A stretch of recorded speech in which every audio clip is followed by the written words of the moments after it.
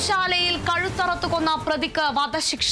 മലപ്പുറം പരപ്പനങ്ങാടി സ്വദേശി മജ്മുദ്ദീൻ എന്ന ബാബുവിനെയാണ് ശിക്ഷിച്ചത്. 2017 ജൂലൈ 23-നായിരുന്നു കൊലപാതകം.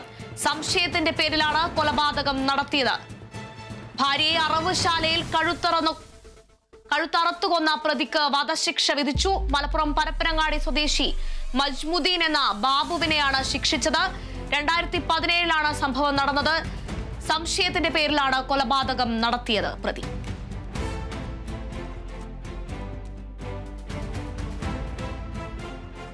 കേന്ദ്ര സർക്കാരിനെ അനുകൂലിച്ച് പ്രമുഖ കോൺഗ്രസ് നേതാവ് സൽമാൻ ഖുർഷിദ് കശ്മീരിന്റെ പ്രത്യേക പദവി എടുത്തുകളഞ്ഞ ശേഷം സംസ്ഥാനത്ത് പൊതുവെ സാമൂഹിക അന്തരീക്ഷത്തിൽ പുരോഗതിയുണ്ടെന്ന് സൽമാൻ ഖുർഷിദ് അഭിപ്രായപ്പെട്ടു.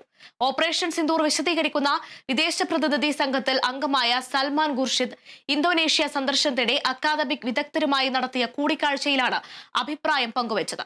370-ാം വകുപ്പ് റദ്ദാക്കിയതോടെ കശ്മീരിൽ വിഘടനവാദം അവസാനിച്ചെന്നും തെരഞ്ഞെടുപ്പ് നടത്തി പുതിയ